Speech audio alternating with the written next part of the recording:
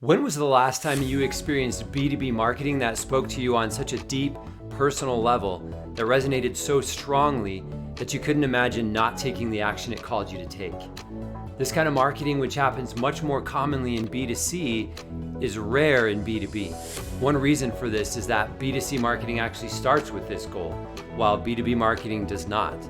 And I'm going to argue today that it should, that in fact, we are leaving massive amounts of value on the table in B2B marketing, especially in tech and SaaS, when we don't start with the goal of marketing an offer that is so irresistible that our prospects would feel stupid if they were to say no. This is especially true now in 2024, when the economic conditions we're experiencing are forcing a move away from the waste and inefficiency of the tech and SaaS marketing playbook that most companies ran before this downturn.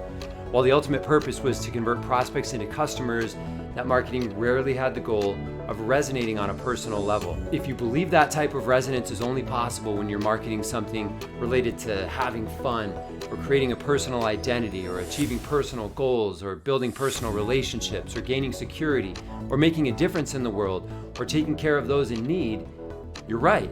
And if you believe that that can't be done in a business setting to convert more customers at astonishing rates, you're wrong. I've seen it, experienced it, and I've created marketing to sell business services that resonated at this level and moved people to action. So this is what we're exploring in this conversation today. Let's go. First of all, let's talk about why this matters. The most important thing is the result we can deliver at the end of the day. And the expectations for that result have changed. In the era before this economic downturn happened, the results we were marketing for were purely related to growth. Astronomical cost to acquire a customer, massive inefficiency, low effectiveness, operating far below profitability. These were all the hallmarks of the marketing and the SaaS companies as a whole. The only goal was to grow big enough, fast enough, so that none of those problems mattered, frankly. And today, that has all changed. And what that means is that as marketers, we can't use the same playbook as before. To drive profitable growth in our companies, we must market profitably. And we must create profit earlier in the customer journey, earlier in the funnel. And we must do it in a repeatable way. And creating marketing that resonates on a personal level with our prospects rather than simply marketing to a business to solve a business problem is one critical way to do that. So let's talk about why this is true. First of all, people are emotional. The corporation has brakes in place to ensure that budget holders aren't making rash decisions for this very reason, because as we've all learned as marketers since day one, people make decisions emotionally and then justify them rationally or logically. So corporations have set up this system of checks and balances to put brakes on anybody who's going to make an emotional decision that may not be best for the business, especially when it comes to spending money. But the initial phase of interest in education is not subject to any of those breaks, to any of those checks and balances. Those things only operate later in the buying process, way after our marketing has probably handed this off and has stopped taking responsibility for the journey of this customer. You will get higher conversion rates if your marketing resonates with your individual prospect, and that is going to happen throughout the funnel. Okay? And so when you're marketing to somebody early in their customer journey, if you're doing it in an emotional way, there's no CFO who's going to come in and tell you to stop. There's no procurement group that's going to come in and start kind of managing this process. It's just you and your prospect. And if you're just talking about a business problem, then you're missing out on a lot of leverage that you could be gaining early in this process that would give you greater velocity later. Now, you may argue that marketing in a more personal, emotional way will lead to a greater volume of leads, but that those leads will stall out later because they didn't go through the proper qualification process. And I'm going to argue that gaining a personal connection with your prospect will do exactly the opposite in a moment. But let's just look at this part first. Now, when I say you're going to market in a way that's personally compelling to the individual, not just not just in a business spreadsheet and on a business problem basis. That's not to say that you're doing lifestyle marketing like Nike or Coca-Cola. It doesn't mean that you have to make a hilarious advertisement or that you have to get super creative. It just means that you're understanding your prospect deeply and you're speaking to him or her as a person with feelings, dreams, fears, failures, enemies, disappointments, pain, and suspicions. You're still going to focus on the area of this person's life where you can make your impact, and that's how you're going to convert at a higher rate to move this prospect through the action steps you want them to take. The volume of leads that you're going to get and the traction that you're going to have at any stage of the funnel by connecting with their unique emotions so they feel understood is going to increase. And you're going to increase your conversion rate at each of those steps and deliver more results at the bottom of your funnel. You will still go through all the steps you would when it comes to back to that question of qualification. And are we just going to deliver junk leads who liked our marketing but aren't ready to go anywhere when we give them to sales?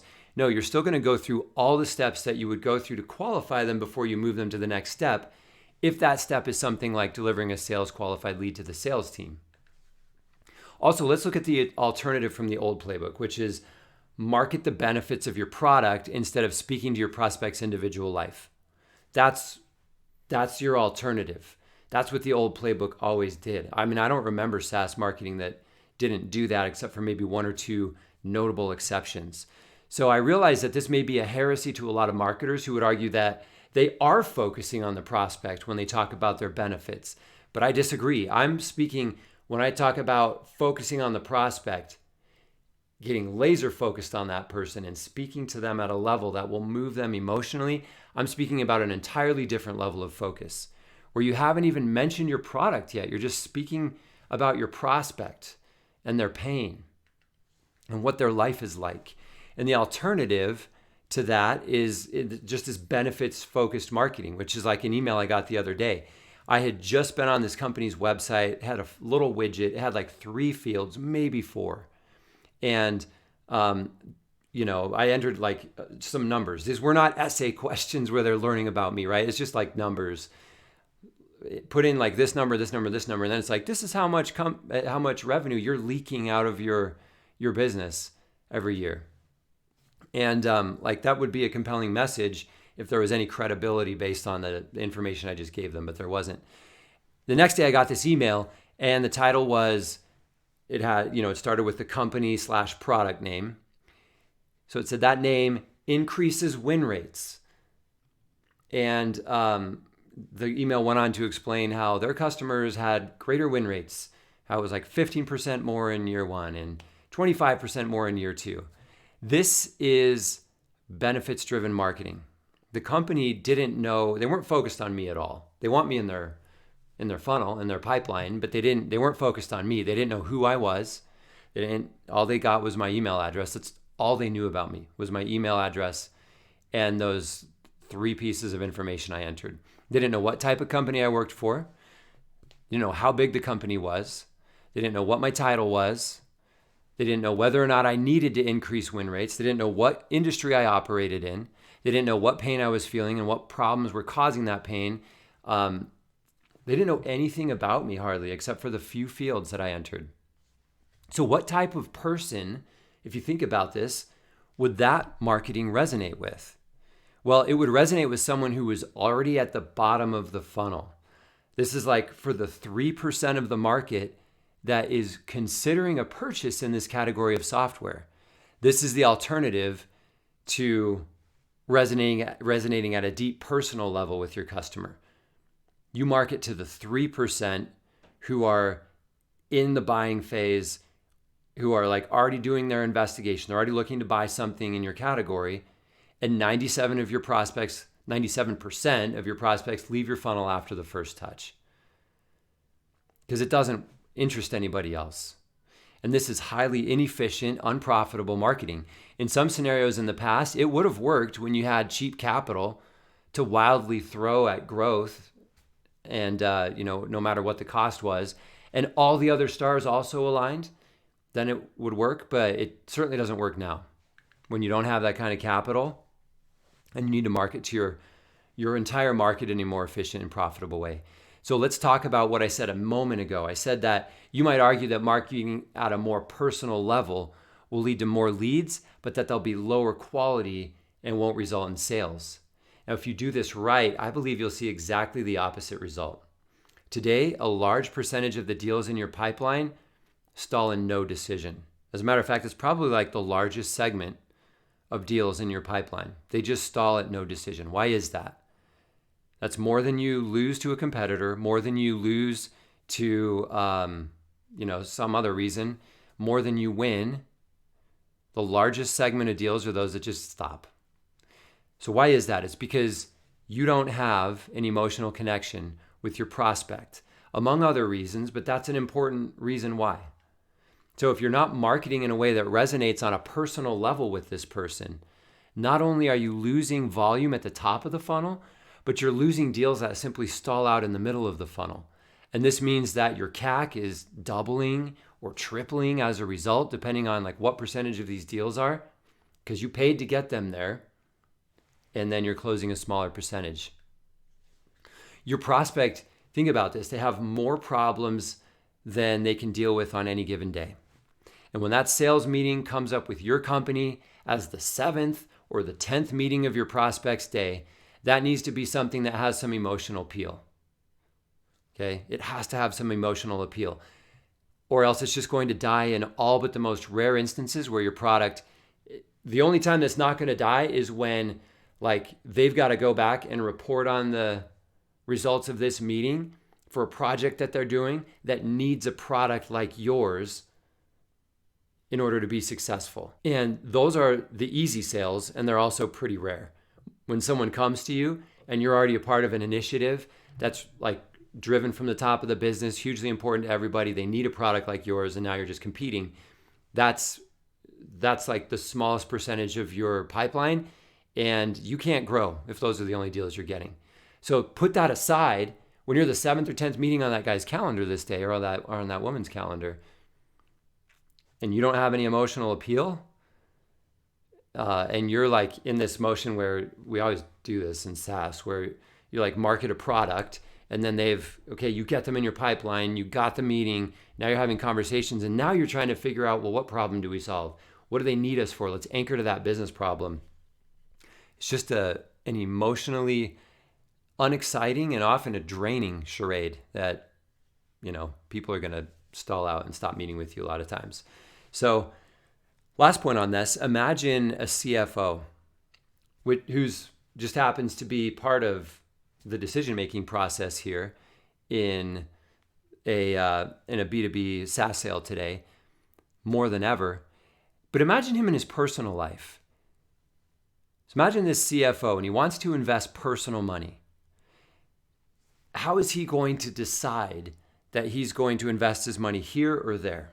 What he wants at the end of the day is a return on that money.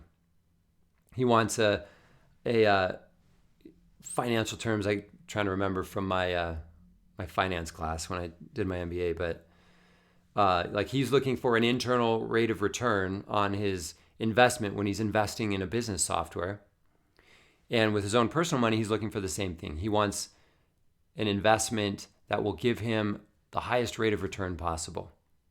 Now, there are strategic, on the business investing side, when he's investing the business's budget, there are, of course, strategic, guardrails and directions and guidance that have already been decided. Like, these are the areas where we need to invest because that's going to give us the best result in the long term, the best return on our investment, the best growth in the company, the greatest decrease of risk, the best addressing of any strategic challenges, the best reduction of cost, whatever they're trying to achieve. But at the end of the day, he's just looking for a return in both places.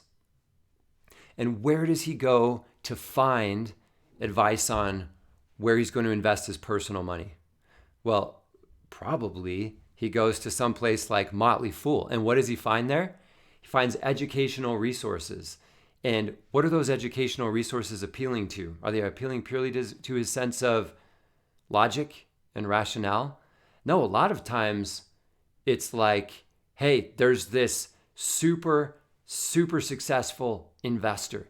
We can't tell you who he is, but he predicted the 2008 housing crash down to the week. And he predicted this current economic downturn by the very day. And he's now telling you that this other thing is going to happen and you need to make this investment now or move your money from here to here now. And here's why. And then it goes on to give a lot of logical reasons. But guess what it starts with? That kind of emotional thing. That's not different in business. When somebody needs to make a decision, you need to capture their emotions before you can really start educating them and telling them why they need to do the thing that you want them to do.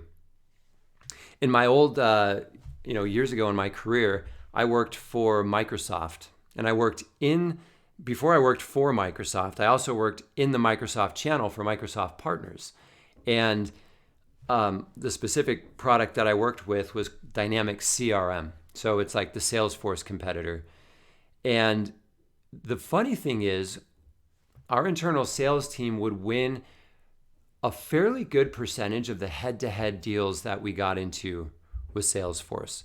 So if we could get into that conversation and we were, then on equal footing with them in the decision-making process, we could win a lot of the times.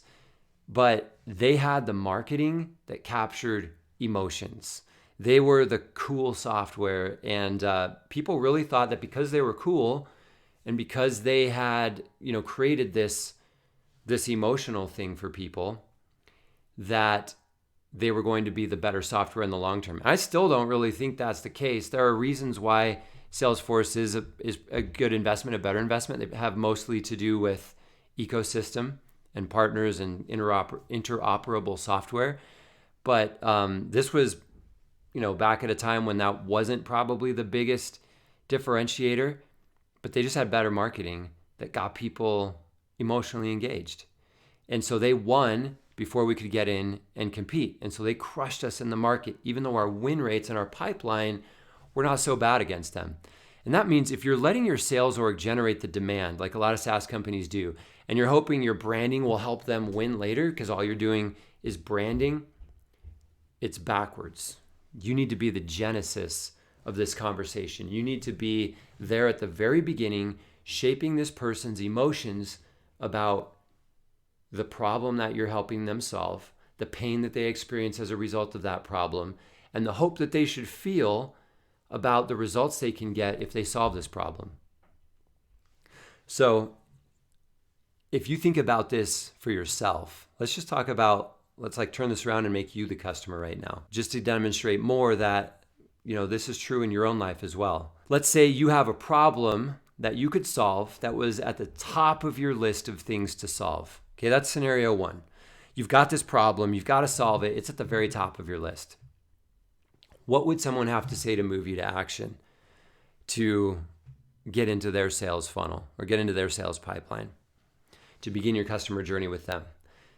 And then imagine scenario number two, that you only had a vague sense of what the problem was. So there's a problem of some sort, you don't quite understand it, there's pain associated with it, but that's also vague, and you have no idea to solve it. So you're going around with this latent pain. Imagine that scenario. What would somebody have to do to move you to action in that scenario? In the first scenario, you're probably aware of multiple products in the category because this is a high priority for you to solve this problem. So you've done the work to understand the problem. You understand that, it's causing this pain at a personal level, at a business level. And as much as you don't want to, you're willing to take the next step and hop on a demo. But you will be more enthusiastic about those companies whose messages resonate with you personally, maybe by connecting with the dreams, goals, and desires you have for how this is going to turn out. In the second scenario, you're not spending any time on this until the pain you feel from the problem becomes more acute. Marketing about a product, a brand, ROI, testimonials, it's just not as effective at this point. You don't care. There are millions of products with testimonials out there. If somebody has a good testimonial with a good result, does that mean you're just going to pay attention? You wouldn't have enough time in your day to pay attention to all of those. Nor do you care that they're better than their competitor. Even if this is something that could be relevant to your business, if it's not something you're focused on, it doesn't matter. And so marketing that meets you where you're at is much more effective. And that means if you know what your problem is and you're trying to solve it, then and you know that there are solutions out there, then yes, you're in that 3% and that marketing should meet you there. But for most of the market, if you're in the 97% of the market that's not there and is in some other stage of awareness about this product and this area of business, then you need to meet them there. So meeting them there includes helping you understand. If I'm to meet you there, I would help you understand your pain and the problem causing it better than you do now. It would include showing you how it shows up in different areas of your business and your life that you weren't aware of before. So I'm kind of increasing your awareness of the pain and helping you feel that pain a little bit more acutely. It would include showing you the increased pain possible when you don't solve the problem, how it's going to get worse and snowball into other things that will cause you more pain. And I would also show you the pleasure associated with solving the problem and building a belief that you can and should solve the problem in your own company and in your own life. So to wrap this discussion, here's a final reason why we shouldn't simply market with a message about business problems and solutions. And I'm actually going to read this from a book, and this is going to be a little bit unorthodox because this is not a B2B marketing book, but it's a book about one of the greatest coaches, personal development / business coaches. It's called The Ultimate Coach. It's by Amy Hardison, and it's about her husband, who they call the ultimate coach, Steve Hardison. It's on page 242. So he's talking about some work he did with one of his clients. I'll explain why this is relevant after I read the story. I was working out with my trainer, Billy Woodmansey. He was working with me on my legs at the gym. He shared with me a business idea he had. It was barely an idea, just a seed. Between reps, I helped him see what to do next. That went on for several weeks. Then Billy said, "You are brilliant at what you do. I would like to hire you as a coach." Now, the background, I'll tell you the numbers in a minute, but Steve Hardison is extremely expensive. So this would have been, for a personal trainer, this would have been a massive, out of reach. But he says, "I would like to hire you as a coach." Steve says, "Why don't you create a way to do that?" I said. I'll go back into his voice. "Why don't you create a way to do that?" I said. "You know that idea you told me about? You could sell that idea." Shortly after that, Billy emailed me and said he had someone who was going to buy his idea and 10% of his company. He had the money to hire me. Fast forward a few weeks. I have deposited his check. We have scheduled our dates. It was 5 days before our first meeting. He called me up to confirm. I said, "I have a couple of things you need to do before Friday." I gave him some things to do, including rereading Jody Vere's book, Just Hit Send. I already had his money, but I was still creating with him. Create. He said, "I don't read very fast," so I created an alternative where he called and spoke with Jody. 3 days later, he texted me, "Steve, after watching all the stuff and rereading most of the website, I still have a few more, I decided that I was playing really small when I told you I don't read well. In fact, I do not. That was not a lie. But in the name of being committed to excellence and building a multi-million-dollar foundation for my family, I need to read Just Hit Send. I'm not going to get better unless I create a way to get better. Reps and consistency in reading are the only ways I can improve and make the water level rise. I can't wait to blow the top off the wellness and business world." 2 days later, we had our session. It was as good as any 2-hour session I have had. We distinguished that Billy sees in gray, not in color. In other words, he looks out into his world and everything he sees is mediocre and lackluster. Grayscale doesn't give a person much to work with when creating. Billy sent me this text the day after our discussion. "Today I saw some new colors in life. I am able to see that changing my listening alters how I see everything. My previous listening muted color. Today I had to have my sunglasses on all day because all I see is color. Thanks, Steve."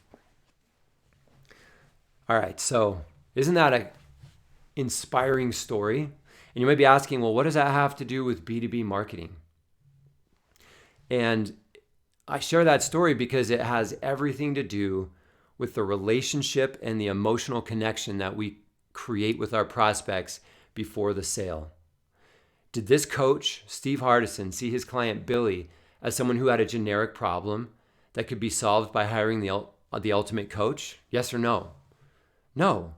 Did he listen, or did he say, "Listen, whatever your problem is, you're not making enough money, whatever it is, you need a coach and I'm the best. 90% of my clients make more money and they're happier after they work with me. Everybody says I'm better than this other guy, so you should hire me. Is that what he did? No. He looked right into this client's soul. He knew who he was speaking to. He knew exactly what that person needed, and he gave him very relevant invitations that spoke to Billy's problem. This was top of the funnel. Yes, they had a relationship, but just go with me on this. This was top of the funnel.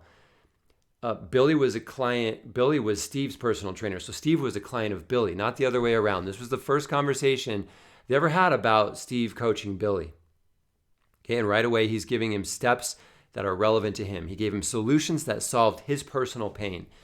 Now, if you think this is an insignificant story, if you're like, hey, that's small time stuff, we're doing B2B, these are bigger deals, buying committees, yeah, you're right. But listen, this coaching bill, according to my understanding of Steve Hardison's historical and current rates, was between $100,000 and $200,000 for 1 year of coaching. In person, 4 hours a month, 2 monthly sessions. This was a huge commitment, okay? And this was a B2B SaaS size deal. That's like a mid-market deal in a lot of SaaS companies, $100K to $200K for a year. We can't be as personal as our prospects as Steve was with his client who he's working one-on-one with.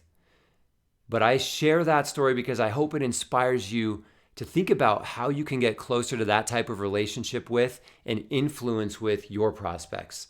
We can do much better. And if you have a product that truly serves and makes the world a better place, then you must do much better. Life on planet Earth is about the people. It's not about the stuff. It's not about the numbers. Those things matter, yes, but only after you have the trust, the attention, and the emotional connection with the person that you're speaking with. And not only will that fuel action at the top of the funnel, but it will fuel action throughout the customer journey. So that's the message for today. I would love to hear what you think. As you probably know, you can send in voice notes to respond to this. I hope you will. I would love to get a response. You can be anonymous or I can share your name or whatever, but I'd love to get on a future episode and listen to what you have to say and then have that conversation back with what you've said and either your feedback or a question or something that you believe that you think would add to this conversation, whether you agree with me or not. So I'd love to have that conversation with you. Send a voice note. And if you would rate and rate and review this podcast, give us 5 stars if you like this. That'll help us get it into the hands of more people. Ultimately, my goal here with this content is to serve young people who don't have the personal development and don't have the business skills, and in marketing in particular, which is the subject of this podcast, don't have the skills to change their lives and to move out of the place of emotional, spiritual, and financial poverty that they're living in. So if you like that mission, give us 5 stars, share this podcast with other people so we can get more reach, and we'd really appreciate it. We'll see you here on the next episode of the Growth and Influence podcast. Thank you for being here today. Have a great day.